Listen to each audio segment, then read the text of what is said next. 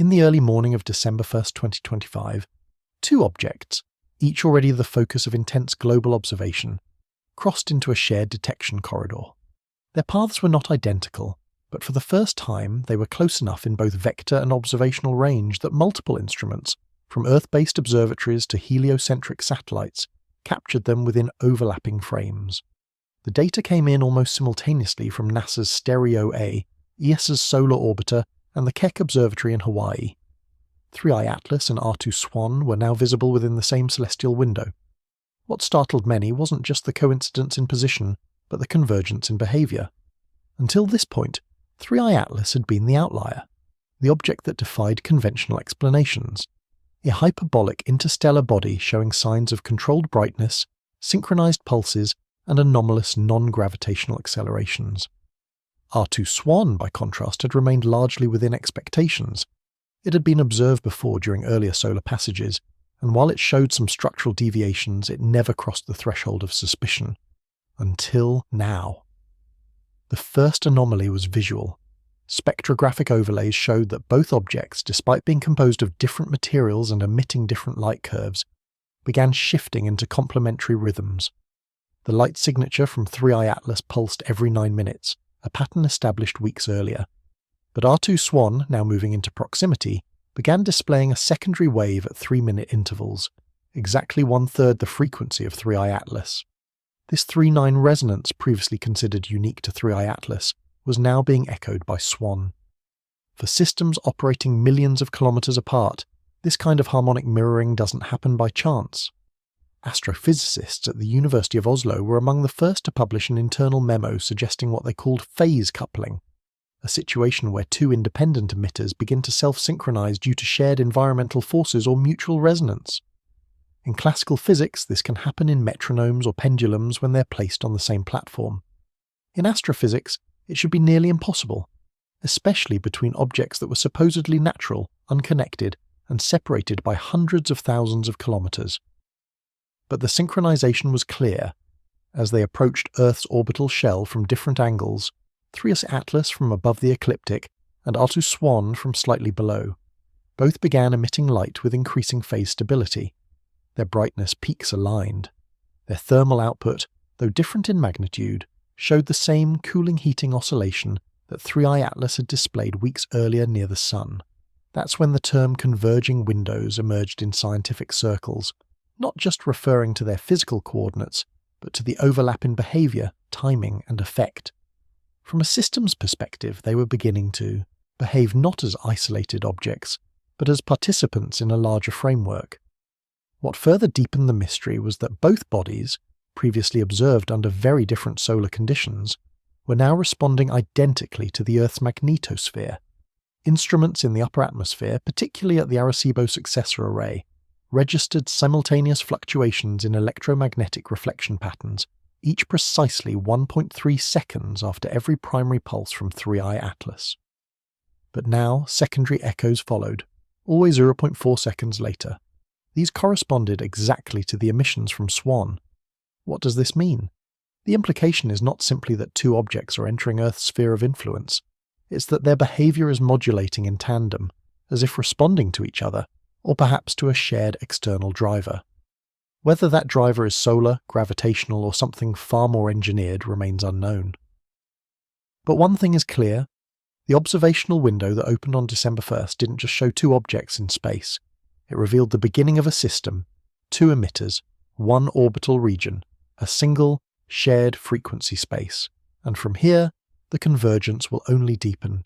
Even after months of continuous tracking, one fact about 3I Atlas remains unchanged.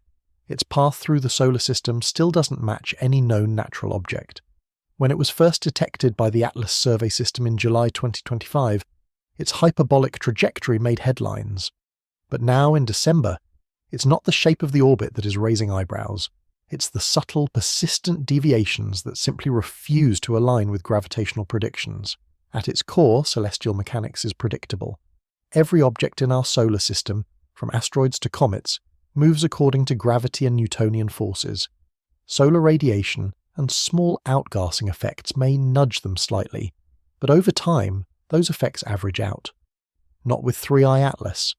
Since passing perihelion on October 30th, 3i Atlas has displayed a trajectory that shifts in defiance of model expectations. The non-gravitational acceleration it showed during perihelion, a small but measurable deviation away from the Sun, should have stabilized by now. Yet tracking stations around the world, from NASA's Deep Space Network to the European Southern Observatory, continue to report an outbound path that bends subtly outward, consistently pushing away from predicted coordinates. The deviation isn't large. In fact, it's less than 1/100th of a degree across the heliocentric vector. But at interstellar speeds, even a shift that's small has massive implications. Over time, it translates into millions of kilometers in positional drift. And what's more, the acceleration is not noisy or chaotic. It's clean, linear, and symmetrical. This is precisely what makes it so strange. Traditional explanations fail under scrutiny. One theory posited continued outgassing from subsurface volatiles, jets of gas escaping, from the sun-facing side of the comet, pushing it gently like a microthruster. But the James Webb Space Telescope found no evidence of substantial gas emissions after November 15th. In fact, the infrared data suggests that the object's surface was cooling, not heating during peak solar exposure, which contradicts the very conditions required for outgassing. Another possibility was sublimation lag, the idea that heat absorbed during perihelion continued to vaporize material days or weeks later, creating delayed propulsion. But that too has been ruled out. No thermal spikes have been detected, no rotational wobble, no jet asymmetry. If 3i Atlas is accelerating, it's not doing so from ice turning into gas. It's doing so from something else. Some analysts have returned to the solar sailing theory, a controversial proposal that dates back to Oumuamua. If the object's surface is highly reflective, with a low mass-to-area ratio, then photon pressure alone could cause slight acceleration away from the Sun. The math checks out, barely. But the surface would need to have a reflectivity close to 90%, and a structure thin enough to behave like a sail, in short, not like a natural comet at all. Recent data from ESA's solar orbiter adds another wrinkle. Between November 28th and December 4, magnetometers detected minute disturbances in the solar wind directly aligned with 3i Atlas's path. The disturbances weren't strong, barely above background fluctuation, but they were coherent, appearing at regular intervals synchronized with the object's brightness pulses. If accurate, this suggests 3i Atlas may not just be moving through space, it might be interacting with it. And that raises the central question, is this trajectory being influenced or controlled? If the deviations are environmental, caused by solar forces, magnetic fields, or plasma interactions, we're witnessing physics we don't yet understand. But if the object is adjusting itself, even passively, it implies some form of internal regulation. And yet, despite the mounting evidence, official institutions continue to classify 3i Atlas as a comet. Their reasoning is simple. Until a non-natural mechanism is definitively proven, the burden of explanation remains within the bounds of known physics. But every day that 3i Atlas's trajectory continues to bend, that burden gets heavier. While global attention has largely focused on 3i Atlas and its increasingly impossible behaviors, the object known as R2-SWAN has remained quietly in the background, until now. First catalogued in a previous solar pass years ago, R2-SWAN was dismissed as just another long-period comet with minor structural oddities. But on December 1st, 2025, everything changed. The earliest indications came not from optical telescopes, but from high-frequency light curve analysis. Instruments monitoring 3i Atlas for its synchronized pulsing pattern, known widely for its 9-minute interval, suddenly began, picking up a second, weaker modulation. At first, it was assumed to be an echo or artifact, but spectral separation revealed otherwise. This new signal was coming from R2-SWAN. And its interval wasn't random. It pulsed every 3 minutes, exactly 1/3 the interval of 3i Atlas, a 3.9 ratio, mathematically precise. In a vacuum, that kind of ratio might seem coincidental, but in the context of interstellar anomalies, particularly one already exhibiting structured emissions, this precision becomes more than suspicious. When two separate objects generate harmonics in perfect relationship, astrophysicists take notice, and when they do so while entering Earth's observational corridor at the same time, the implications escalate quickly. What's even more alarming is the method of emission. Spectrographs aboard ESA's solar orbiter detected that R2 SWAN wasn't just reflecting solar radiation, it was emitting light from a band of fixed frequency, centered in the near-infrared. The wavelength held steady across multiple observations, and just like with 3I Atlas, it didn't correlate with any known outgassing, dust shedding, or impact fragmentation. The light carried modulated micropulses, oscillations within the beam itself, spaced with engineering-level precision. These were not scattered bursts from chaotic sublimation. They were rhythmic, orderly, and symmetrical across time. That word, symmetry, is now at the center of the debate, because nature is rarely so clean. Comets break apart, they spin erratically, their brightness fluctuates wildly. But R2 SWAN, despite passing through the same solar pressure and radiation, shows none of that. Instead, it displays balance. In optical wavelengths, the object maintains a consistent luminosity profile. No tail, no flare-ups, no fragmentation debris. In fact, recent frames captured by ground-based telescopes in La Palma reveal a startling phenomenon. R2 SWAN's light appears confined, wrapped tightly around the object's core rather than diffused through a coma. Observers describe it as a breathing sphere, gently oscillating in size by fractional percentages during each pulse. This effect mirrors what was previously seen in 3I Atlas, where dimensional shifts appeared correlated with light emissions, except now, R2 SWAN is echoing that behavior independently. At the Max Planck Institute for Solar System Research, scientists ran Fourier decomposition on the light curves from both objects. The results stunned the team. Not only were the primary pulse ratios harmonic, but their subharmonics, the micro-oscillations embedded inside each pulse, matched to within 0.4%. In practical terms, this means that both objects are modulating energy in the same architectural pattern, just at different base intervals.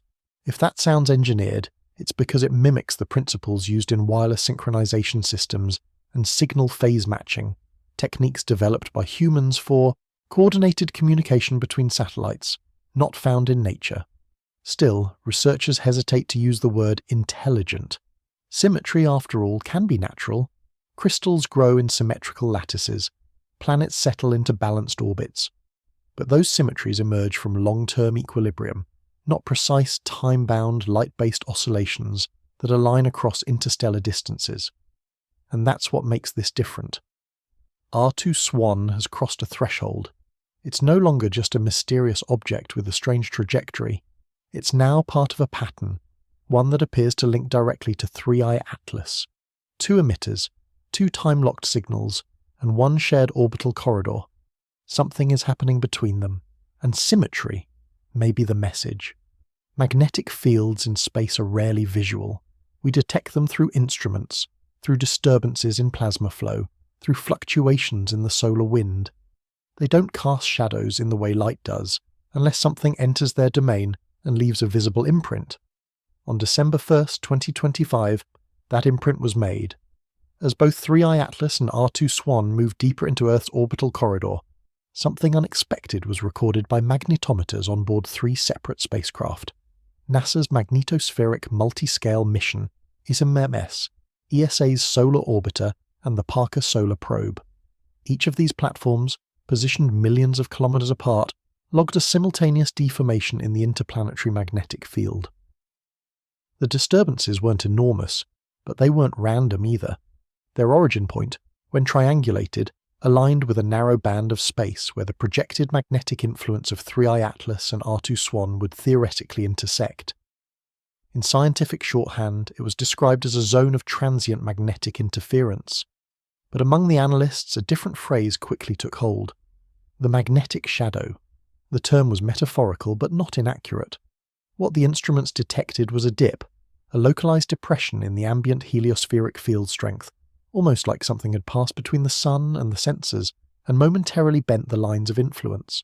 This kind of effect is usually caused by solar storms or high-energy particle blasts, but no such event occurred.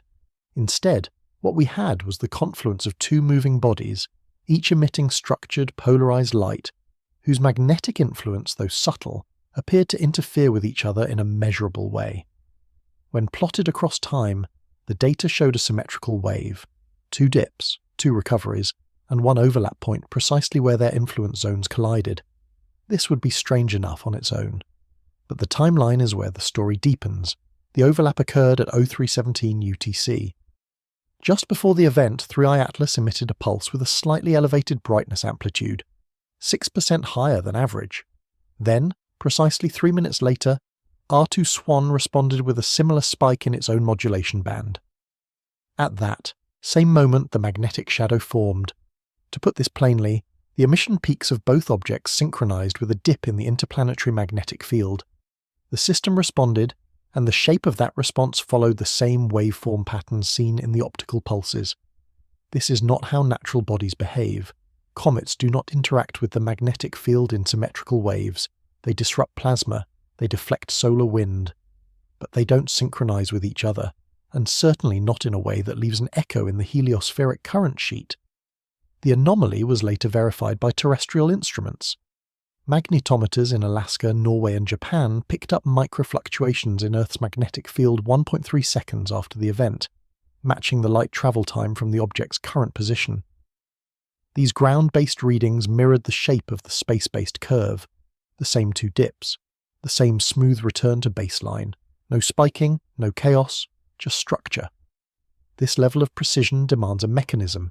If it's environmental, then we are seeing a form of magnetic coupling previously undocumented. But if it's systemic, if the objects are generating or modulating their fields, then what we witnessed was interaction, not just between the objects and the environment, but between each other. The overlap lasted just under 6 minutes. Then, as the two objects continued drifting apart, the distortion vanished. The magnetic field relaxed, but the implication remains. Whatever energy 3i Atlas and R2 SWAN carry, it doesn't end with light. It extends into the invisible forces that shape the space between planets. Because on December 1st, for a brief moment, two foreign systems entered resonance. Not with the Sun, not with Earth, but with each other. And they left a magnetic fingerprint that cannot be ignored. When we look into deep space, light tells us nearly everything we know. The spectrum it carries, its color, its frequency, its intensity, contains the fingerprints of everything from chemical composition to motion. With objects like 3i Atlas and R2 SWAN, spectroscopy isn't optional, is the only way to understand what they're made of, how they behave, and whether their actions follow any known physical law. And on the morning of December 3rd, 2025, something broke. For the first time in this dual-object observation, the spectra of 3i Atlas and R2 SWAN were analysed side by side using synchronized high-resolution instrumentation from the Very Large Telescope, VLT, in Chile, and the James Webb Space Telescope in deep orbit. The results didn't match expectations, because they didn't match at all. The phenomenon is now being referred to as spectral dissonance, a structured, measurable and persistent mismatch between the two objects' emission bands, chemical fingerprints, and thermal characteristics. At first glance, this wouldn't be unusual. After all, two objects from different star systems, assuming they are both natural, shouldn't look identical in composition. But what makes this different is the structure within the chaos. Both objects, when observed independently, exhibit strange but internally consistent spectrographs. 3i Atlas displays a high ratio of carbon dioxide to water vapor, suggesting formation in a cold, distant system. Its spectrum includes faint metal lines, including traces of nickel, which are rare in comets but not impossible. R2 SWAN, on the other hand, shows an even stranger profile, lacking typical cometary water signatures entirely, and instead dominated by a narrowband emission in near-infrared, with no clear absorption lines at all. That's the first anomaly. Most natural objects absorb and scatter light. These two appear to manipulate it. Then came the second anomaly, oscillating spectral shifts. The light emitted by both 3i Atlas and R2 SWAN isn't steady. It pulses, yes, but it also slides. That is, their central emission peaks drift microscopically back and forth in a rhythm that aligns with their known pulse patterns, 9 minutes for 3i Atlas and 3 minutes for R2 SWAN. The magnitude of the shift is small, just a few angstroms, but it is exact. Too exact for thermal variation, too exact for dust interactions. It behaves more like frequency modulation in radio engineering. These tiny shifts, layered atop their baseline spectra, create wave interference patterns when both objects are observed together. When superimposed, the spectra produce harmonic conflict zones, areas in the frequency profile where the peaks and troughs of one object actively cancel or amplify those of the other. In signal processing, this is textbook constructive and destructive interference. In astronomy, it's unprecedented. This is not how natural light sources behave. The term dissonance was chosen carefully by the team at Caltech's Space Spectroscopy Lab. Not because the spectra are chaotic, but because they are intentionally misaligned. The emissions aren't just different, they're organised in opposition. It's as if both objects are broadcasting in carefully separated bands to avoid overlapping signal interference, or worse, to preserve phase contrast. This discovery has implications far beyond chemistry. If 3I Atlas and R2 SWAN are modulating their emissions to remain distinct yet synchronized, if they're coordinating spectral bandwidths across space, then they are not behaving like inert objects. They are behaving like systems. Systems aware of one another, systems designed to operate side by side without collapsing into harmonic redundancy. Systems that may be communicating, not with Earth, but with each other. None of this proves intelligence.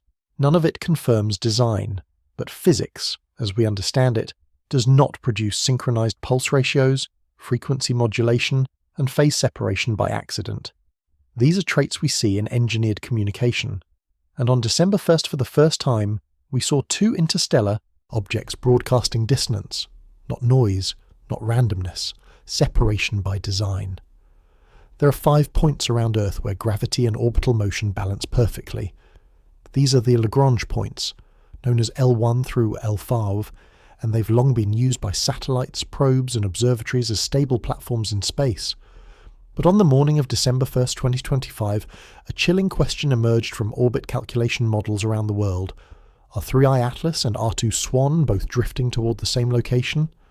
And more specifically, are they targeting Earth's Lagrange points? At first glance, it seemed implausible. These are interstellar objects on hyperbolic trajectories, one already accelerating anomalously, 3I Atlas, the other newly active and synchronized R2 SWAN. They should be moving through the solar system like passers-by, indifferent to our internal gravitational niches. But trajectory plots began to show something deeply unsettling. Both objects, despite originating from different vectors, were gradually aligning with regions near Earth's L1 and L4 points. This wasn't orbital capture, it wasn't collision. It was hovering alignment, a type of motion that doesn't match standard celestial mechanics. Let's break this down. L1 lies directly between Earth and the Sun, about 1.5 million kilometers from Earth. It's the perfect location for solar observation missions like SOHO and the Dioscova satellite. It offers a constant, uninterrupted view of the Sun. L4, on the other hand, is positioned 60 degrees ahead of Earth in its orbit, a gravitational eddy where the pull from Earth and the Sun balance with centrifugal force. In natural terms, only stable bodies like Trojan asteroids end up there, and they don't come from interstellar space. But by December feed, multiple agencies had confirmed that both objects, 3I Atlas and R2 SWAN, had begun slowing their heliocentric drift in ways that suggested trajectory stabilization near those points. The Japanese JAXA network flagged this first, followed quickly by ESA and independent orbital analysts. The deceleration was subtle but consistent. Not gravitational braking, not perturbation from Jupiter or Mars. This was something else. A soft descent into positional equilibrium. The implications are staggering. If 3I Atlas continues on its path, its projected course will bring it to within 100,000 kilometers of L1 by mid-December. R2 SWAN, travelling along a different incline, is now nudging toward Earth's L4 zone, with its perihelion angle flattening over time. In other words, they're not approaching Earth, but the gravitational gateways that control the space around Earth. This alignment raises new questions that scientists are not yet prepared to answer. Among them, why would two independent interstellar objects appear to coordinate movement toward Earth's most stable gravitational outposts? Are they simply drifting into naturally balanced regions, or are these points acting like attractors, points being intentionally used, approached, or tested? One theory posits that if these objects are emitting structured electromagnetic pulses, and if they are affected by or responding to the Sun's magnetic fields, they might be stabilizing around regions where those forces cancel out. Lagrange points, especially L1, are known to experience lower flux gradients, creating a kind of electromagnetic quiet zone. But the timing once again is difficult to ignore. Only after their light pulses synchronized, only after magnetic field anomalies were detected, only after the spectral dissonance became apparent, did both objects begin aligning with Earth's orbital balancing points. It's as though Phase 1 was broadcast, Phase 2 was magnetic overlap, and now Phase 3 is positional anchoring. We don't yet know what comes next. But if these objects are stabilizing at Lagrange points, it means Earth is no longer just a backdrop to their movement. It's becoming part of their frame of reference. And in orbital dynamics, frame of reference is everything. Because when two unknowns stabilize near Earth, not colliding, not escaping, but choosing to hold, then gravity is no longer the only force that matters. Until recently, R2 SWAN was a mystery hiding in plain sight. While 3i Atlas attracted attention with its trajectory shifts and rhythmic pulses, SWAN remained quiet, moving along a less dramatic path, producing little more than a muted glow. But in the early hours of December 1st, 2025, all of that changed. For the first time since the object entered the inner solar system, astronomers using the James Webb Space Telescope and the European Southern Observatory confirmed that R2 SWAN is emitting light from a fixed spectral band. Not scattered, not reflected, emitted. And that distinction changes everything. In natural celestial bodies, especially comets, light is typically a byproduct of reflection or chemical reactions. Sunlight hits a surface or coma of gas and dust, and the scattered photons create a glow. But what Webb detected was fundamentally different. The light from R2 SWAN did not display the irregular diffusion patterns expected from a cometary coma. Instead, it was clean, consistent, and narrow, locked within a wavelength band centered in the near-infrared. Even more strange, the emission profile did not change as the object rotated. For comets and asteroids, rotation is key. Their surfaces heat and cool, creating variability in brightness and spectral signature. R2 SWAN, however, presented a stable emission curve over multiple full rotations. No flickering, no phase lag, no thermal echoes. The light appeared to come from one consistent surface area, as if an onboard mechanism were holding a beam steady in one direction. Scientists now refer to this as a stationary band emitter, something never before recorded in an interstellar object.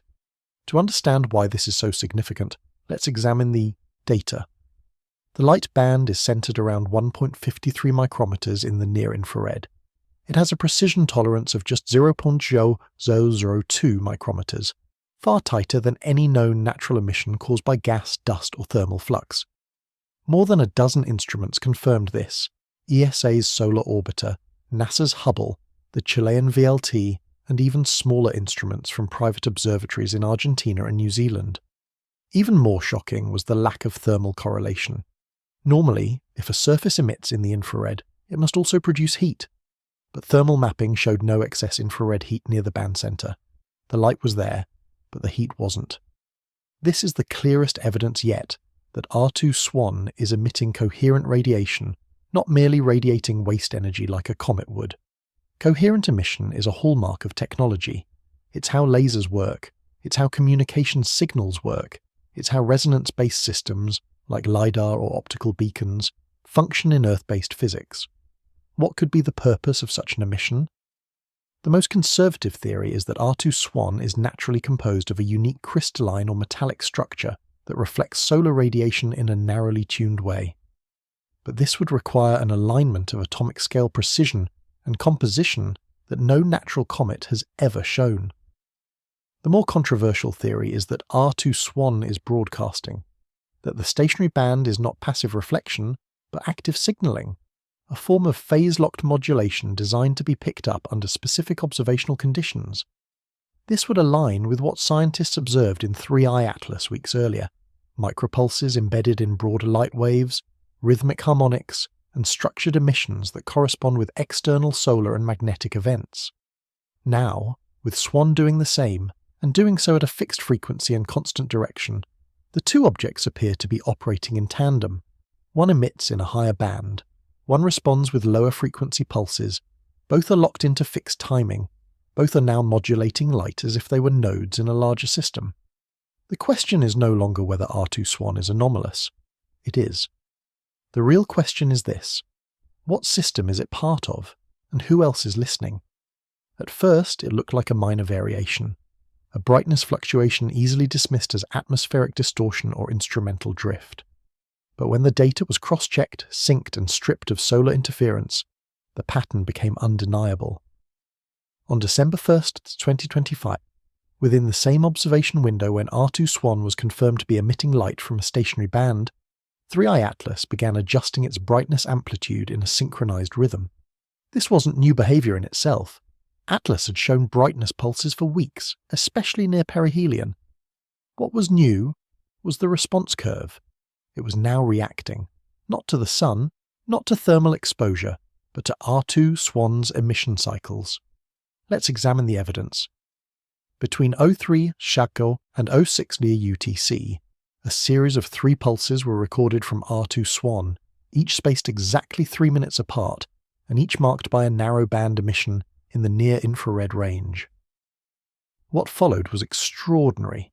Precisely 9 minutes after SWAN's initial peak, 3i Atlas responded with a sudden increase in optical brightness, with a spike 11.2% above baseline, centered in the visible red spectrum. That 9-minute delay was no coincidence. It corresponded exactly to 3i Atlas's known pulse rhythm, which had previously appeared constant and internally timed. But now, for the first time, the pulse amplitude changed, as if triggered by SWAN's modulation. When this happened again during the next cycle, and again in the one after that, the pattern solidified. It wasn't just a brightening, it was a modulated response, tied in both time and intensity to another object in deep space. This discovery forced a rapid re-evaluation of previous data. Analysts at the Lunar and Planetary Laboratory in Arizona reviewed light curves from the past 6 days and noticed something subtle. Each time R2 SWAN increased its narrow-band emissions, 3i Atlas adjusted its brightness within the next full cycle, sometimes subtly, sometimes dramatically, but always proportionally. The brightest pulses from Atlas always follow the strongest emissions from SWAN. Not ahead, not random, always after, always in step. This is not natural comet behavior. Brightness in comets is typically a byproduct of gas and dust interacting with sunlight. Activity spikes when volatiles sublimate, or when the nucleus breaks apart. But Atlas is not flaring. It is not fragmenting. Its coma remains smooth and symmetric, yet its light output climbs and falls in rhythm, not with solar proximity, but with external light signals, and that reveals a deeper possibility. This could be feedback control. In engineered systems, feedback control is how one node in a network adjusts itself based on signals received from another. It's how orbiting satellites lock orientation. It's how distributed devices remain phase-matched across distance. And now, it may be how 2 interstellar bodies are stabilizing light behavior across millions of kilometers of space. Adding to the mystery is the type of light emitted. Atlas's brightness spikes aren't white light. They skew toward a red-dominant spectrum between 680 and 720 nanometers, a region associated with low-energy coherent emissions. When mapped over time, the red spikes occur only when SWAN emits a sustained near-infrared band. It's as though one object is emitting a signal, and the other is acknowledging receipt. This is not something found in known natural systems. It mimics the structure of inter-device signaling. There's also the matter of energy efficiency. The red pulses from 3i Atlas require less energy than typical reflected sunlight would suggest. This implies some form of light modulation or energy redirection, not simple reflection. Combined with previous signs of thermal divergence and phase-locked modulation, this brightness response pushes Atlas further into the category of active system rather than passive object. 2 objects, 2 emission profiles, and now a shared tempo. Atlas no longer pulses alone. It's pulsing in harmony with something else, not as a beacon, but as a reply. Comets, as we understand them, are chaotic objects. Dirty snowballs tumbling through the solar system, ejecting gas and dust as they near the sun. Their surfaces are rough, their compositions uneven, their brightness unpredictable. Even under the most sophisticated models, cometary reflectivity is irregular, diffuse, and noisy. But 3i Atlas refuses to follow the script. On December 1st, 2025, as multiple observatories continued tracking the synchronized pulse behavior between 3i Atlas and R2 SWAN, something far stranger emerged, a reflection pattern from Atlas that violated every known law of cometary scattering. This wasn't just odd, it was geometrically precise. Let's break this down. Normally, when sunlight strikes a comet's surface, the light reflects in all directions. The particles in the coma scatter photons in a wide-angle pattern, creating a blurred glow that surrounds the object. That glow, the comet's coma, varies with solar angle, particle size, and surface roughness. It shifts as the object rotates or outgasses. But recent imaging from ESA's solar orbiter, along with polarized light measurements from the Canada-France-Hawaii telescope, revealed something impossible. Instead of wide-angle diffusion, 3i Atlas reflected light in a narrow structured cone, focused consistently along a single vector. The reflected light was specular, mirror-like, not diffuse. It followed predictable phase angles, bouncing light back toward observers only when the object was viewed from certain precise geometries. In other words, 3i Atlas isn't glowing, it's shining. This effect is known in optics as specular reflection, and it doesn't occur on porous, uneven, natural surfaces. It's what we see with smooth metals, polished crystal, or engineered materials like solar panels. The brightness peaks were sharp, sudden, and angularly dependent. They flickered on and off as the object rotated, but always at consistent intervals and viewing positions. What's more, these reflections aligned not with random solar interactions, but with external emissions from R2 SWAN. During each narrowband infrared pulse from SWAN, 3i Atlas responded with a redshifted increase in brightness, but only when Earth's line of sight intersected a specific solar angle. In layman's terms, when the light from SWAN passed through a particular phase angle relative to the Sun and Earth, Atlas returned that light in a perfectly timed specular burst. That's not cometary behavior, that's reflective control. The reflectivity itself is another red flag. Based on photometric analysis, the albedo, or surface reflectivity, of 3i Atlas in these bursts exceeds 0.85. For comparison, Earth's moon has an albedo of just 0.12. Ice and fresh snow on Earth barely reach 0.9. Most comets sit well below 0.05. And yet, this object is consistently returning a signal brighter than any known natural rock in the inner solar system. Some scientists initially argued this could be a crystalline surface or fresh ice layer exposed by internal fracturing, but again, that doesn't explain the clean phase angle transitions. Even smooth ice scatters, light diffusely at interplanetary distances. Only flat or tightly curved surfaces with micron-level smoothness produce the kind of angle-locked reflections we're seeing here. Adding to the mystery, the reflections are polarized, strongly aligned in orientation, indicating a uniform surface structure. Polarization curves typically vary across a coma, but in Atlas's case, they remain stable across pulses. This means the surface is not only reflecting light, it's doing so with directional coherence, a term usually reserved for optical devices. In earthbound technology, this type of reflection pattern is characteristic of rotating reflective arrays, directional beacons, or signal mirrors. In space, we've only ever seen it in man-made probes. So what does this mean? It doesn't confirm intelligence, it doesn't prove engineering, but it does disqualify randomness. No comet should reflect like this. No natural ice ball should throw light back with angular precision and frequency-matched timing to another object. And yet, 3i Atlas is doing exactly that. Again and again, not scattered, not blurred, shaped. Light tells stories we can't hear, and when light becomes polarized, when its waves align in specific directions, it stops being just illumination. It becomes information. This is how scientists study atmospheres, surfaces, magnetic fields, and material structures in deep space. We polarize the incoming light, analyze how it changes, and from those changes infer what kind of object we're looking at. But on December 1st, 2025, R2 SWAN's polarization signature broke every known model. First detected by the Nordic Optical Telescope in the Canary Islands and verified by polarimetry labs in Japan and Chile, the data showed something no comet, asteroid, or interstellar object had ever exhibited.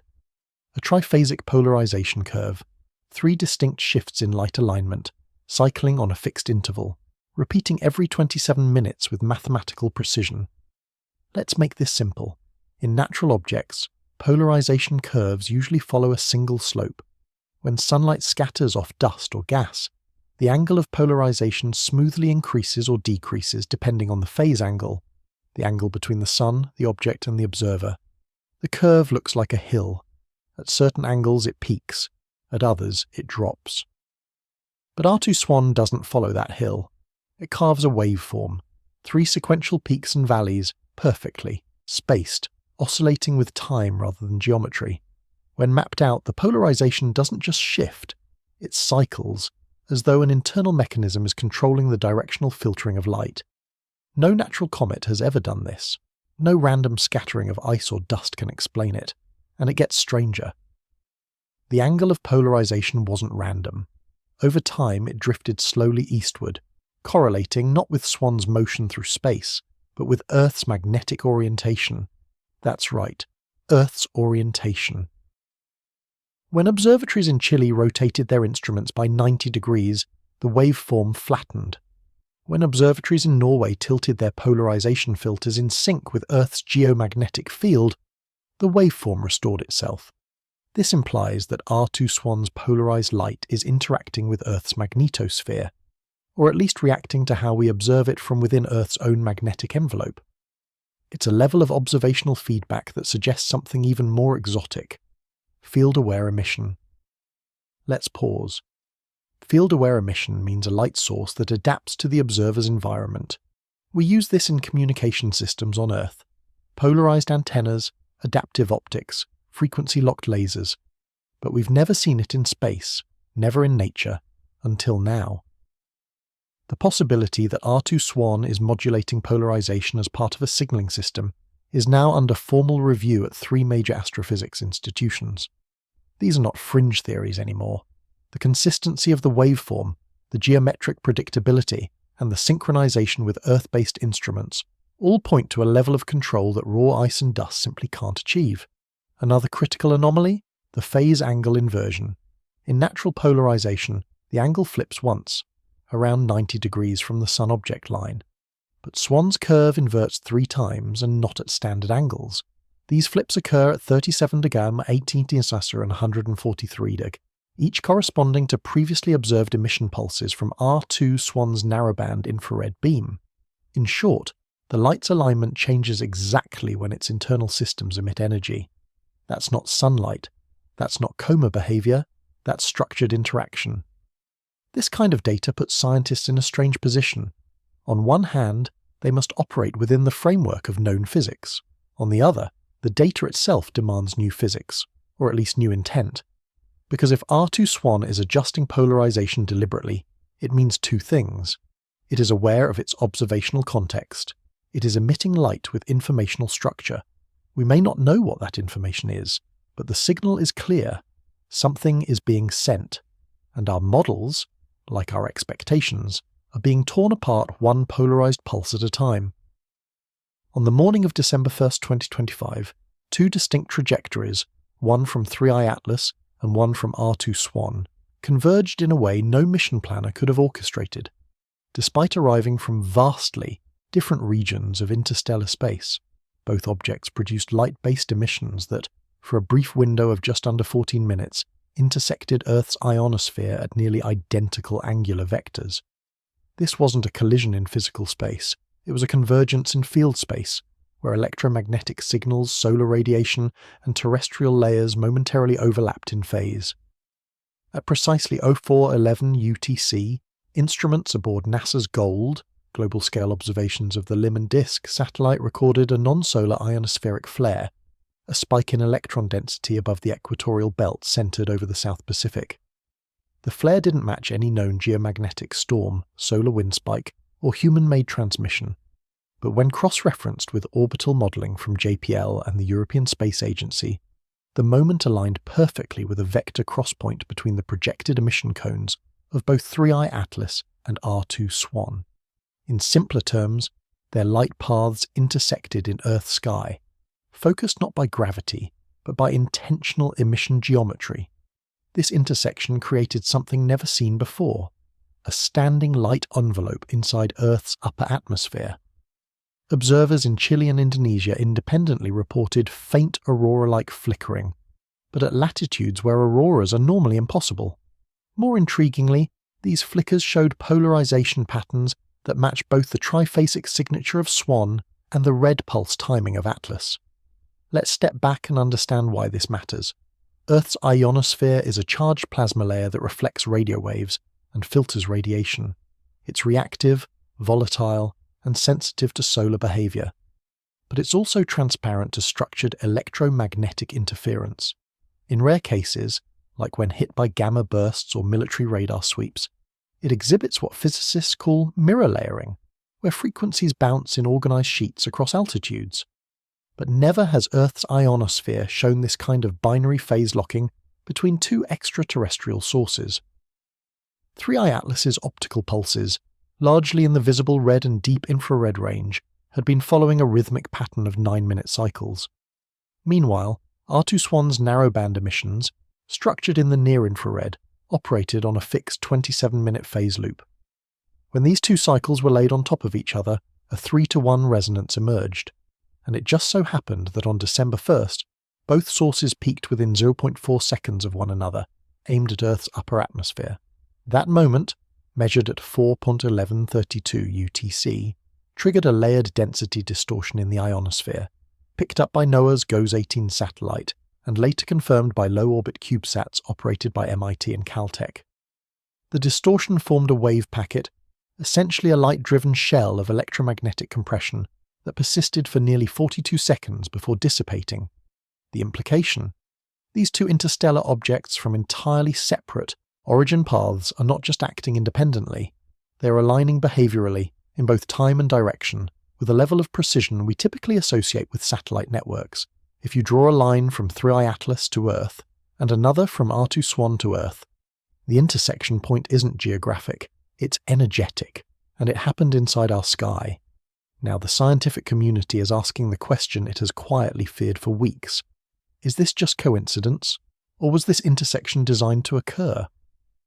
Because the odds are staggering, the vector alignment down to angular precision within 0.05 degrees, the pulse overlap timed to less than half a second, and the ionospheric reaction completely detached from solar drivers. The only place where all of these forces met was here, above our heads, in the fragile electromagnetic shell that shields our planet, and for a few seconds, just a few, that shield sang back. For most of human history, Earth's magnetosphere has remained invisible, a vast protective force field deflecting cosmic radiation, solar wind, and high-energy particles from our fragile atmosphere. But on the morning of December 1st, 2025, it did something we could not ignore. It responded, not to a solar flare, not to a coronal mass ejection, but to a synchronized vector intersection between two interstellar objects, 3I Atlas and R2 SWAN. At 0411 UTC, following the simultaneous emission pulse alignment detailed in the previous chapter, sensors across Earth's magnetospheric observation network registered a brief but undeniable phase shift ripple, a coherent oscillation that spread outward from the magnetotail and looped back toward the polar cusps. This ripple wasn't chaotic, it was harmonized. Let's look at what happened, moment by moment. The first anomaly was detected by the Themis B probe, stationed near Earth's dayside magnetopause. It recorded a 0.07 Hz oscillation, barely above ambient noise but sharply coherent across all magnetic channels. That alone was notable. Natural oscillations in the magnetosphere are usually random and broadband. This one was narrowband, and it lasted exactly 33 seconds. Then came the response from the ground. At the South Pole, the Supermag magnetometer array detected a simultaneous swing in the horizontal magnetic field, just a 4 nanotesla deviation, but directionally matched to the vector angle between Earth and the converging light paths of Atlas and SWAN. Northern stations in Finland, Greenland and Alaska confirmed the same pattern, but inverted polarity, as if the magnetosphere had briefly twisted itself into a symmetrical lens. The rotation was global, the shift was real-time, and it was not solar in origin. Solar wind at the time was flat, sub 400 km/s, with no spike in plasma density. The ACE and Deskova spacecraft parked at L1 confirmed no significant space weather event, and yet Earth's entire geomagnetic envelope shivered in sync with two extraterrestrial pulses that, by all accounts, shouldn't have had the energy to do so. This opens an entirely different category of question. Was this a field resonance event? Field resonance is a fringe but increasingly relevant area of astrophysics. The idea is simple but profound. If two distant electromagnetic sources pulse at the right frequency and vector orientation, they can create standing waves or modulate fields at third-party locations, even across astronomical distances. In this case, the third party was us. The resonance was local, the energy input was distant, but the magnetospheric reaction was immediate. Now let's go deeper. During the 33-second window of field disruption, Earth's Van Allen radiation belts, the donut-shaped rings of trapped high-energy particles, also shifted. Data from the Van Allen probes showed a density drop in the inner belt by 1.4%, with a concurrent spike in particle flux in the outer belt. This indicates particle migration, a behavior typically only seen during strong geomagnetic storms or artificial nuclear tests in space. But this time, the cause wasn't internal, it was external precision. Further modelling showed that the modulated pulses from Atlas and SWAN, when superimposed, created a harmonic beat pattern near 0.07 Hz, the exact same frequency detected by Themis. In signal theory, this is called constructive interference, and it's what amplifies sound in tuned musical instruments. In space, it amplifies magnetic influence. The implications are stunning. If two interstellar bodies can, even unintentionally, synchronize emissions that interfere with Earth's magnetic field, then our planet is not isolated. It is electromagnetically addressable, in real time, by entities we've never met, using a language we barely understand. For decades we've looked outward with telescopes, waiting for signals to arrive. But maybe, just maybe, we were being tuned into all along, because on December 1st our magnetosphere didn't just protect us, it listened, and, just for a moment, it answered. In comet science, the concept of a tail is straightforward, material streaming away from the nucleus, pushed by solar radiation and solar wind. But there's a lesser-known counterpart, something rarely observed and even more rarely understood, the anti-tail.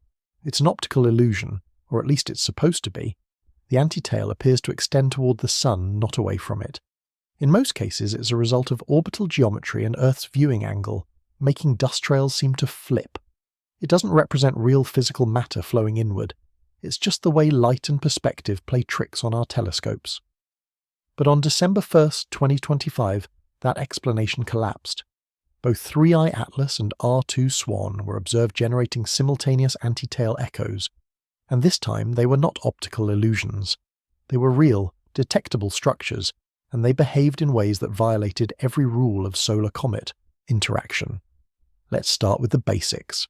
At 5:23 UTC, the Pan-STARRS Observatory in Hawaii captured a narrowband image of 3I Atlas, showing a persistent stream of particles extending sunward for over 300,000 kilometers. Within minutes, the same phenomenon was reported for R2 SWAN by the Anglo-Australian telescope, showing a mirrored structure of almost identical length, but from an entirely different location in the sky. Two anti-tails, two objects, same time, same direction, same structure.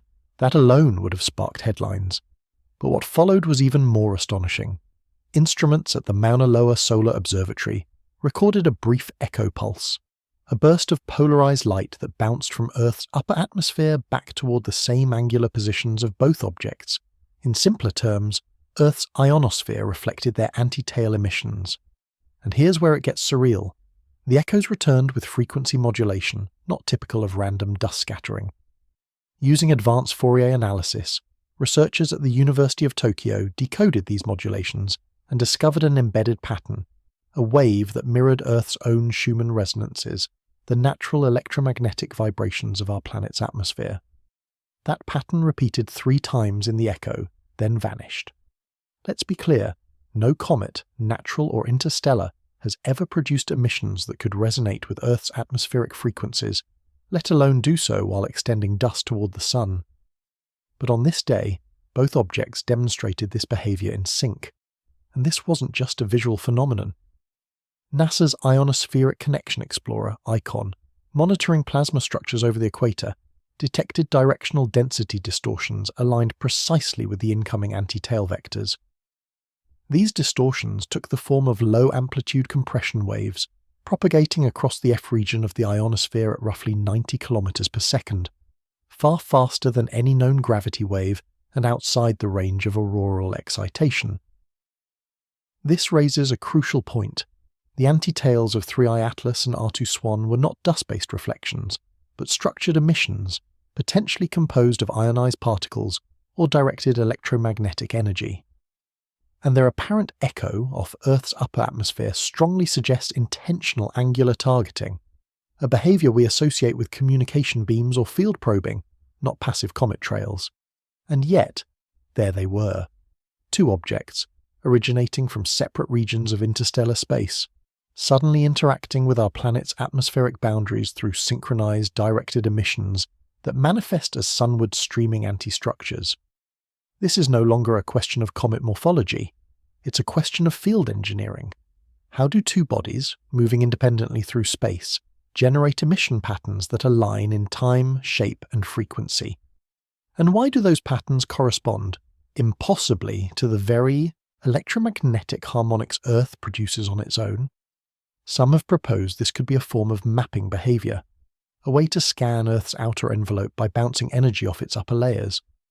Others see it as a diagnostic pulse, perhaps designed to measure impedance or resistance fields within Earth's plasma shell. Whatever it is, it wasn't accidental.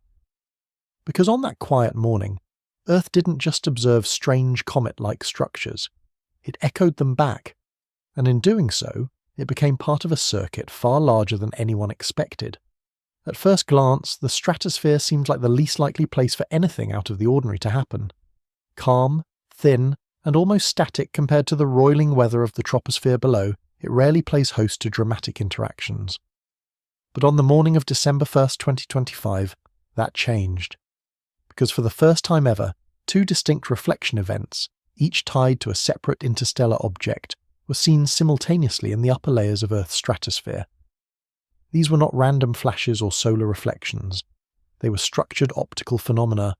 The first was reported by a high-altitude research balloon operated by the French CNES agency, floating at roughly 35 kilometers above Madagascar. Its onboard imaging instruments captured a sharp, coherent circular wavefront of light that pulsed and diffused outward like a pebble dropped into still water. The light wasn't from the sun. It originated from a narrow angle aligned with 3I Atlas, which was 0.4 degrees above the horizon at that moment.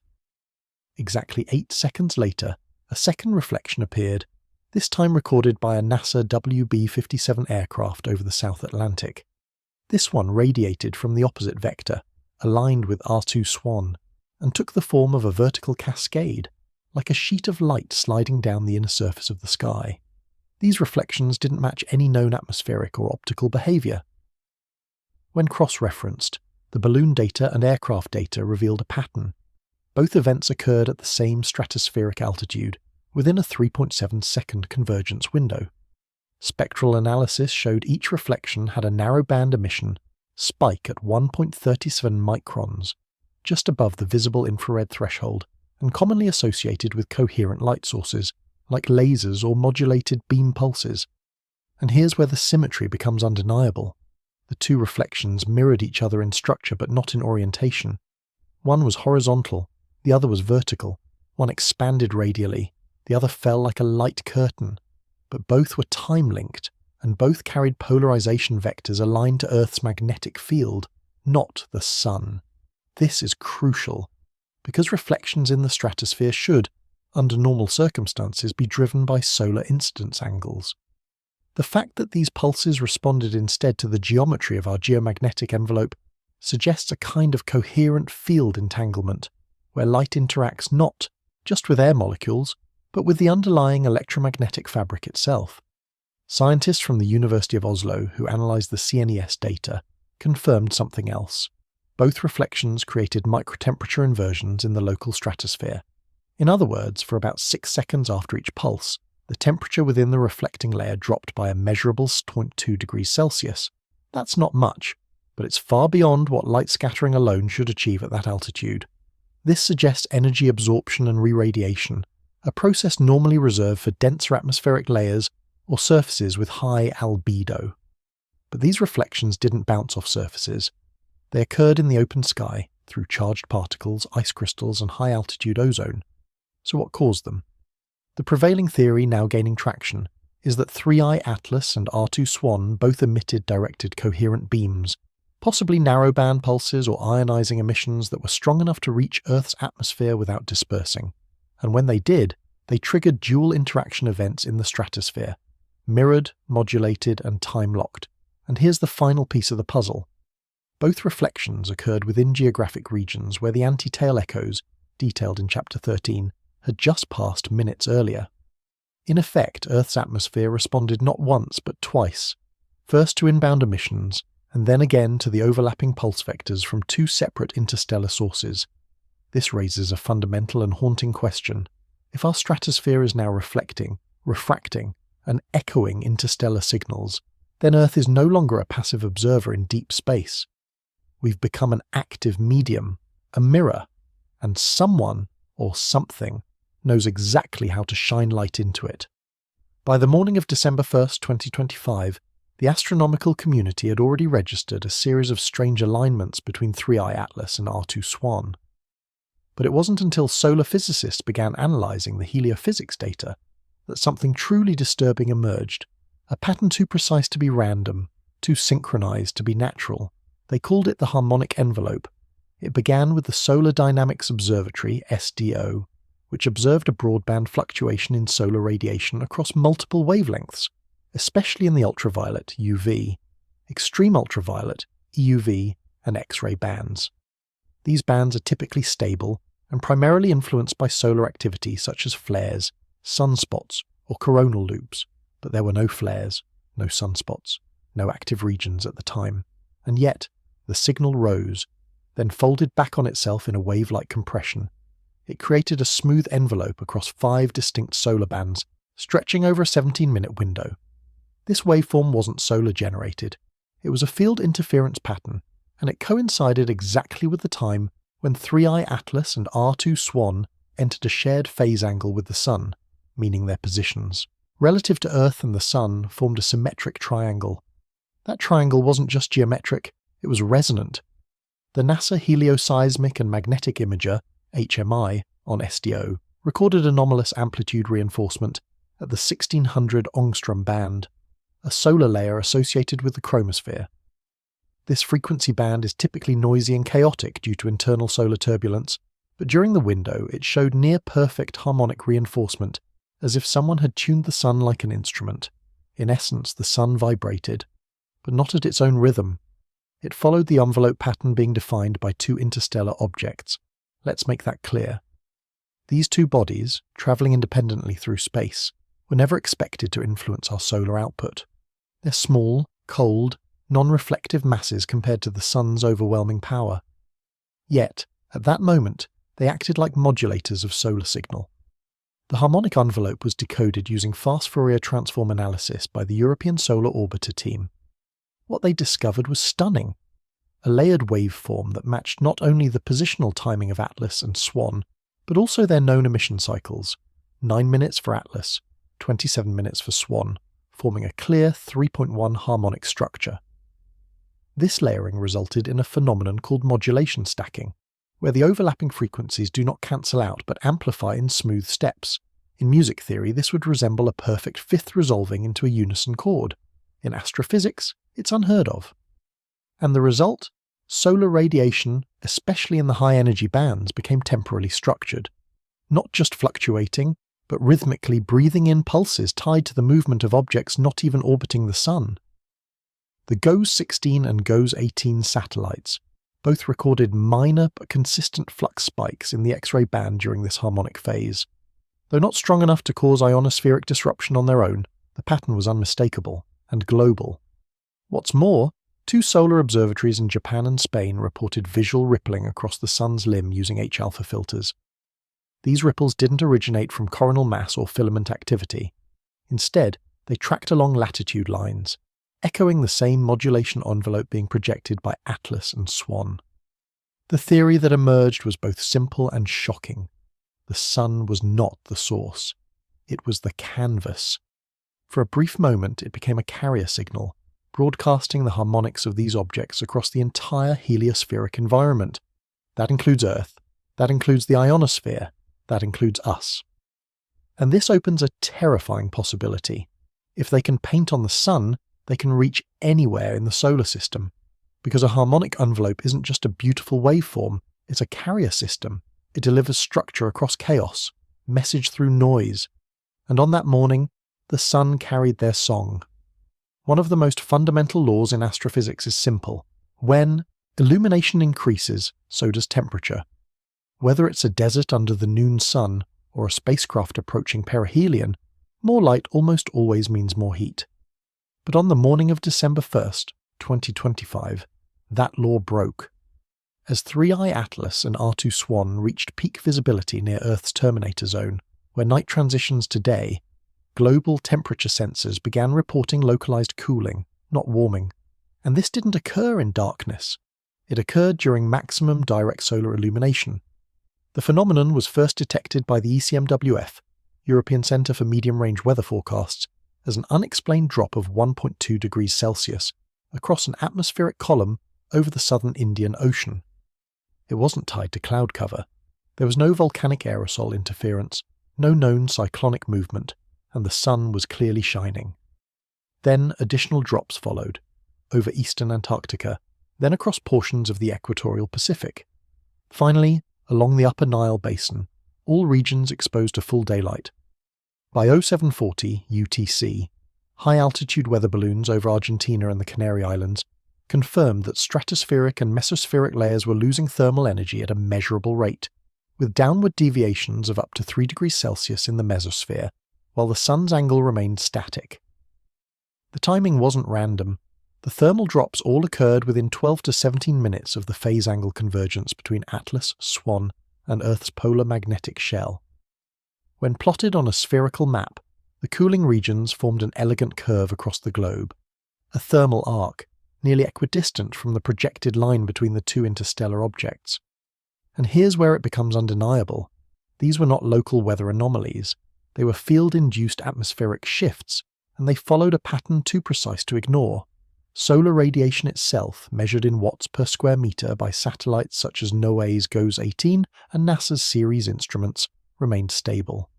No reduction in incoming energy, no blockage by particulate matter, and yet the Earth's atmosphere was absorbing less. Why? One leading theory comes from a team at the Max Planck Institute for Solar System Research. They suggest that the radiation passing through Earth's atmosphere during this convergence was spectrally altered, not in strength, but in coherence. The sunlight may have been phase-cancelled at specific frequencies due to interference patterns generated by synchronized emissions from Atlas and SWAN. In simpler terms, sunlight still arrived, but some of its heat-carrying frequencies may have been erased mid-transit. This concept, known in optics as destructive interference, occurs when two coherent waves of similar frequency overlap in opposing phase, effectively nullifying parts of each other. Normally this applies to lasers, acoustic fields, or quantum states, not entire atmospheric regions, but here it may have occurred on a planetary scale. The atmospheric cooling was most pronounced at altitudes between 30 and 55 kilometers, where infrared and ultraviolet absorption peaks. And it didn't just drop, it oscillated. Temperature data from Japan's Himawari 9 satellite shows a 5-step pattern of cooling and rebounding, spaced at roughly 108-second intervals, before finally stabilizing back to baseline. This oscillation hints at pulsed interference, as if the emissions from Atlas and SWAN weren't constant, but arrived in timed bursts, each one nudging the local atmospheric energy down just a little more. And then, silence. After the convergence window closed, Earth's temperature profile returned to normal within an hour. But the atmospheric memory of the event, recorded across hundreds of ground stations and satellites, remained. The implications are staggering. If this theory holds, then Earth was not merely watching two comets. It was caught in the crossfire of their harmonic interaction. And that interaction wasn't just visible, it was thermal. We often think of light as something that warms, reveals, illuminates. But on December 3rd, light did the opposite. It cooled, it veiled, and it left behind an unanswered question. Who, if anyone, is controlling the phase? In astronomy, observation is assumed to be passive. We aim our telescopes, measure photons, analyze spectra, and the universe, indifferent and unaware, simply emits. It does not respond to being watched. But with 3I Atlas and R2 SWAN, that assumption may no longer hold. On the morning of December 1st, 2025, multiple observatories, both ground-based and orbital, reported something they were initially hesitant to publish: instrument feedback loops triggered not by mechanical fault, but by real-time changes in the observed objects themselves, occurring the moment they were targeted. This wasn't a one-time anomaly. It happened in Hawaii, Chile, Australia, and even from the JWST's deep space vantage point. Whenever sustained observation began, especially at high-resolution spectrometry, both objects shifted behavior. Not orbital paths, not structure, but surface response. Let's begin with the most reported case. At 0452 UTC, the Keck Observatory locked onto 3I Atlas using its adaptive optics system. Within 11 seconds of stable tracking, the object's brightness dropped by 0.4 magnitudes, a significant change. But here's what's remarkable. The dimming wasn't a gradual shift. It was binary, a sharp pulse, followed by immediate reversion to prior luminosity once the telescope disengaged. The team reacquired the object 3 minutes later. Same result. Brightness dipped, held for 7 seconds, then rebounded. No instrumental fault, no atmospheric distortion, just a pattern. R2 SWAN showed something even stranger. Using the Large Binocular Telescope in Arizona, astronomers attempted simultaneous dual-band imaging at 430 and 650 nanometers. During acquisition, the object emitted a shortwave polarization, spike, measurable in both bands, but only while the detectors were actively collecting data. The moment exposure ended, the polarization flattened to baseline. Why would a natural object behave this way? Why would it respond to being watched? Several theories emerged, each more unsettling than the last.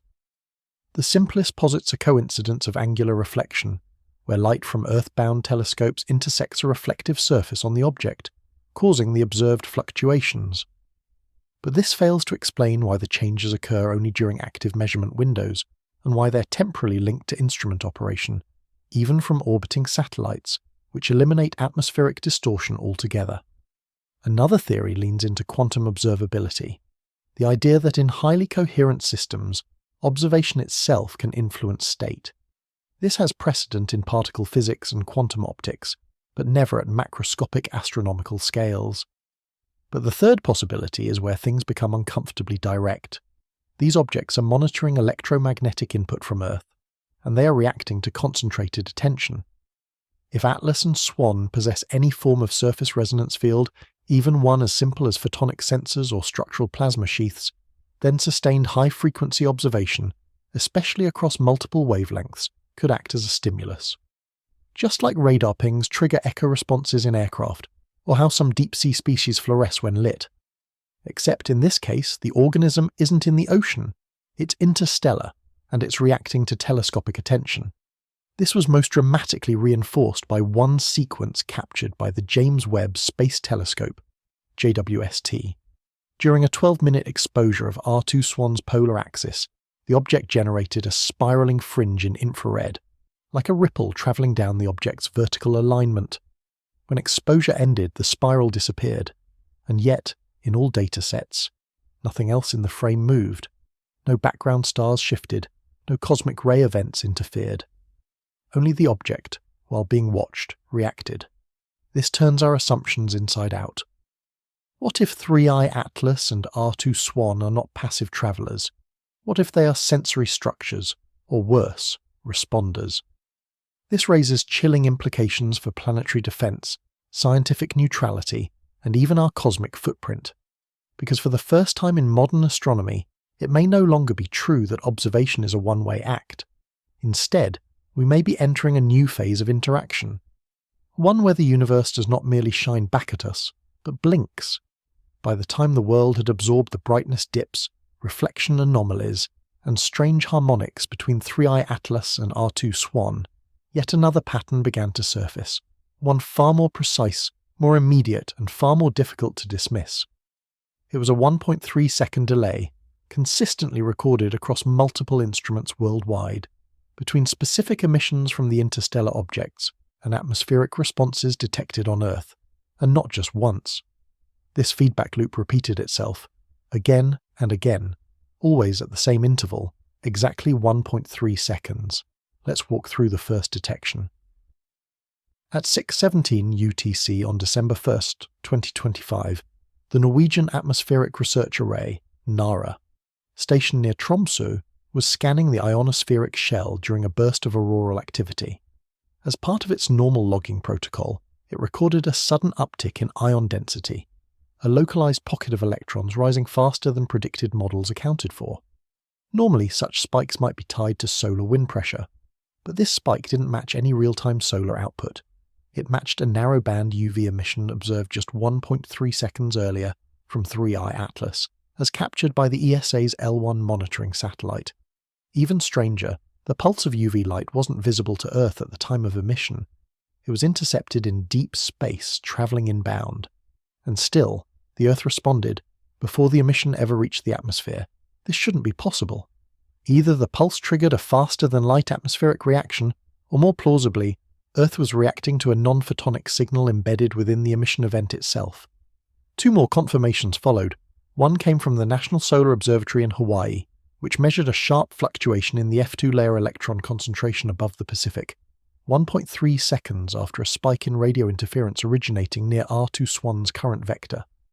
Again, the signal was intercepted outside Earth's magnetopause, logged via the Magnetospheric Multiscale Mission, MMS.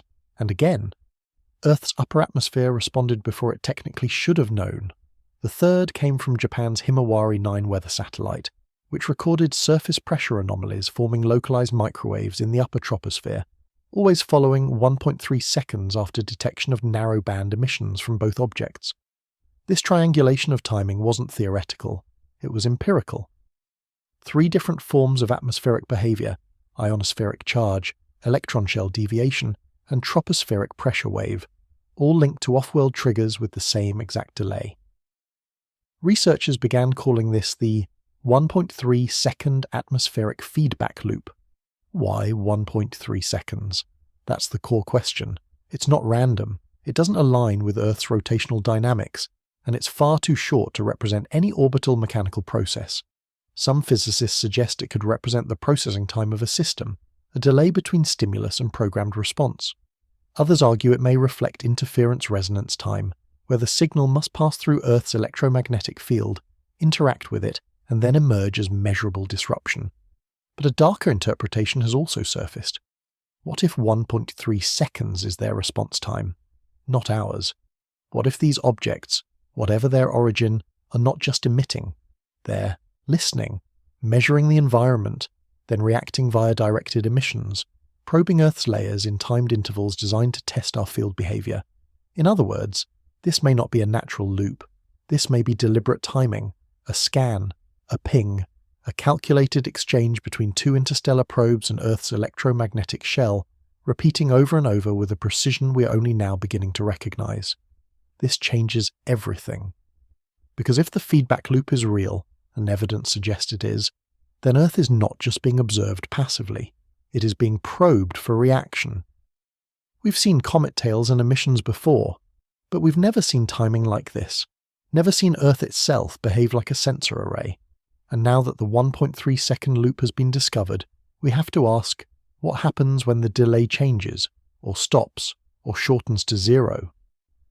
When scientists first began analysing the light curves of 3I Atlas and R2 SWAN, the expectation was noise, randomised spikes and dips tied to outgassing, solar heating, or rotational phase. But what they found instead was a clean, repeating signal, one that echoed not only between the two objects, but within their own emission structures.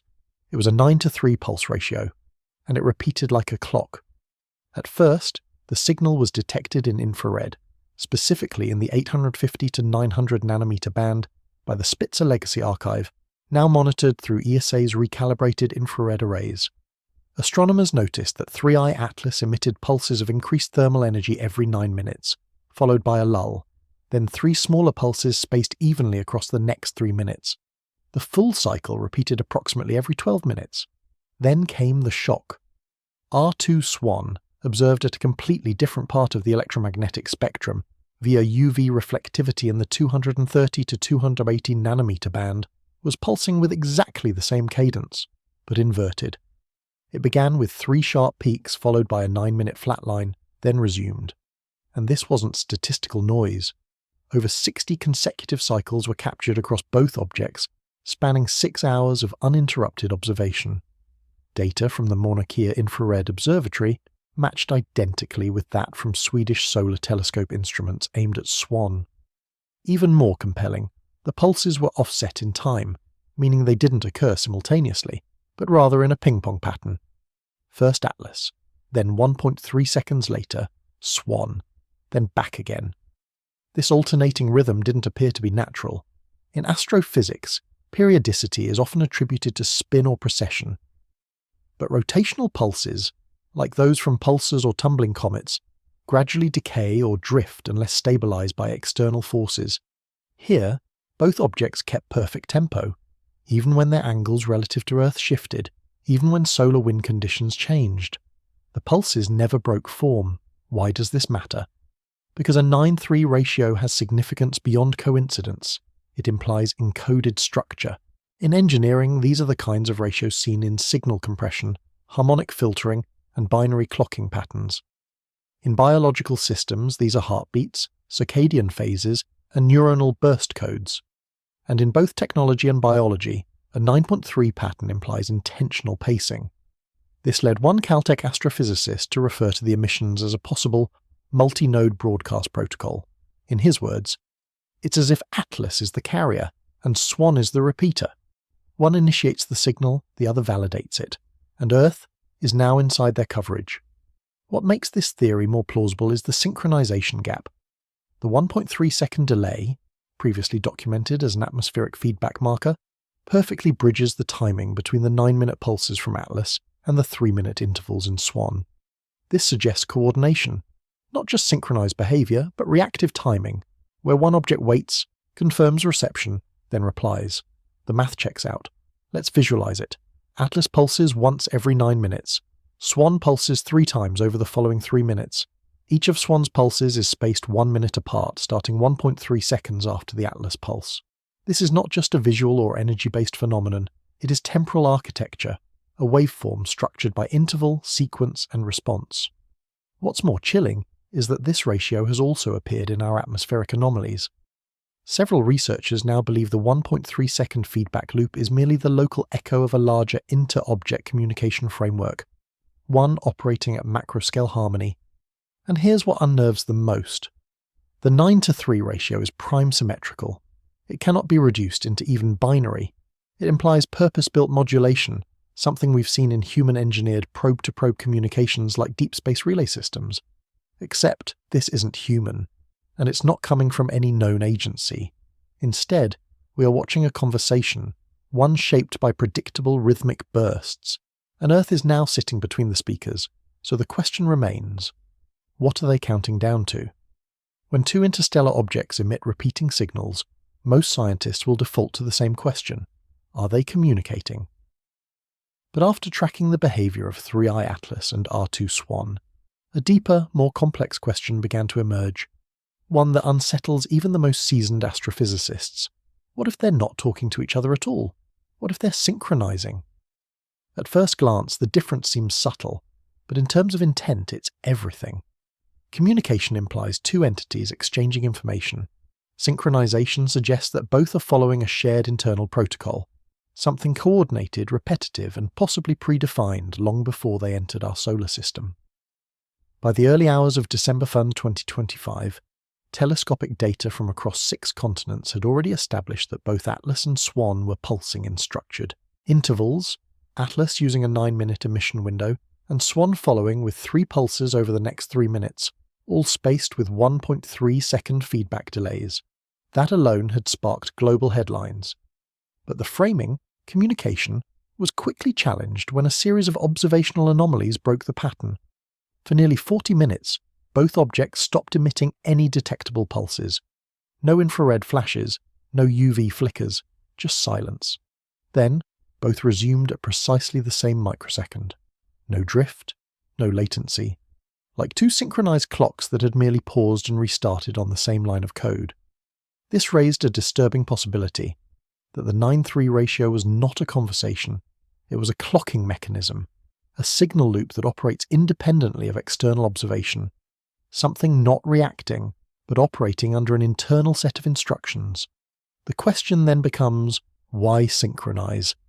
In aerospace engineering, synchronization is vital when two spacecraft operate in formation. Whether they're satellites in low Earth orbit or interplanetary probes in relay formation, timing ensures stability, collision avoidance, and shared awareness of trajectory. If 3i Atlas and R2 SWAN are behaving as nodes in a distributed system, then synchronization may serve a purpose we haven't even imagined. Several labs are now modeling this theory under what they call Coordinated Interstellar Synchrony, CIS. The idea is that both objects may not be aware of each other through real-time communication, but rather they were programmed to act in harmony before entering our planetary region. Think of GPS satellites on Earth. Each one carries a highly accurate atomic clock. They don't talk to each other constantly. They're pre-synchronized and periodically updated. That's enough to provide location data with sub-meter precision. If this same architecture exists on a cosmic scale, then Atlas and SWAN may be operating as two ends of a single system, one that uses Earth, and possibly our Sun, as a reference node.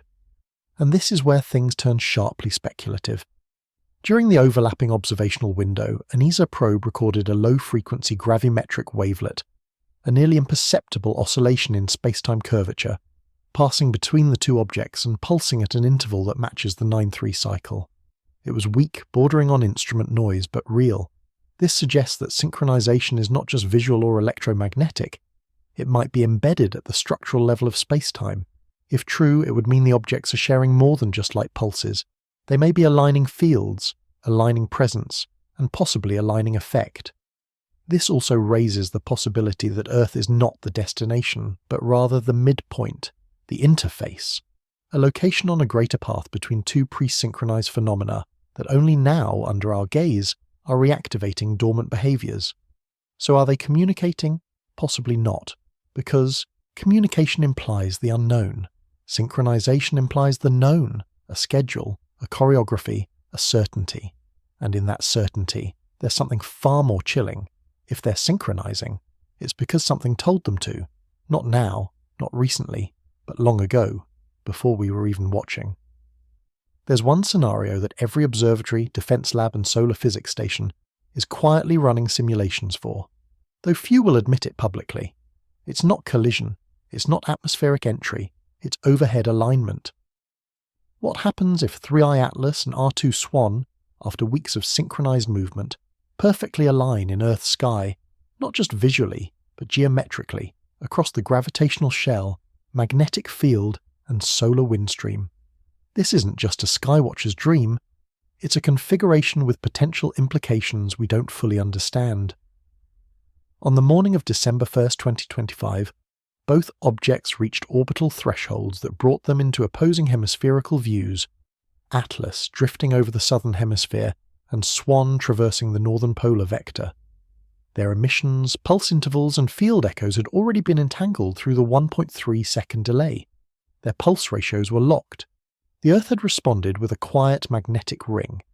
Now, projections show that, for a period of 7 minutes, both objects may be directly overhead, aligned not just through Earth's atmosphere, but through the very gravitational axis that cuts from pole to pole. This isn't a rare occurrence, it's unprecedented. In orbital mechanics, alignment is a question of angle and timing. Most celestial alignments are optical, our perception of two distant objects crossing paths in the sky. But this potential overhead event is something different. If both 3i Atlas and R2 SWAN converge above Earth's poles at the same magnetic longitude, while maintaining their current pulse resonance, we may be standing under a fully synchronized interstellar arc. That's not poetic, that's physics. And that arc may focus fields. Several observatories have already noted precessional drift corrections made by both objects, small but deliberate shifts in orientation that appear to favour a shared nodal point in low Earth orbit. These corrections don't match solar gravitational forces or known perturbation effects. They appear self-initiated, or at the very least mutual. But if they align, truly align, what happens? There are 3 schools of thought. 1. Electromagnetic coupling. Some researchers predict a moment of field coupling, where the magnetic signatures of both objects form a constructive interference zone within Earth's magnetosphere. This could lead to temporary atmospheric anomalies, brief polar heating, static band formation, even satellite misbehavior due to induced currents. This wouldn't be catastrophic, but it would be visible and measurable and unprecedented in Earth's history of observational science. 2. Gravitational lensing events. Others warn of a more subtle effect. If both objects generate even trace gravitational fields, their alignment could produce a lensing corridor, a temporary distortion zone where light and radiation are focused unnaturally, not enough to cause damage, but enough to warp telescope data, bend background star fields, and reveal aspects of their structure previously hidden by glare or particle scatter. In other words, we might finally see what they really are. 3. Activation sequence. The most speculative and most alarming theory suggests that alignment itself may be the point. If the objects are pre-synchronized probes, their moment of direct Earth-aligned symmetry could represent a trigger event, not destructive, but activational. The timing, the delays, the silent ring, the pulse ratios, all of it could be leading to a moment where Earth passes through a field boundary and is subjected to a test, scan, or signal we don't yet comprehend. Under this theory, Earth would become the conduit, a middle point in a 3-body communication, or worse, the subject of an ancient targeting sequence that only activates when alignment is true. None of this is proven, but the models are converging, and the countdown has begun. If Atlas and SWAN truly align overhead, if they lock their pulses and focus down across our magnetic shell, the Earth will no longer be a passive observer. We will be in the crossbeam, not metaphorically, literally.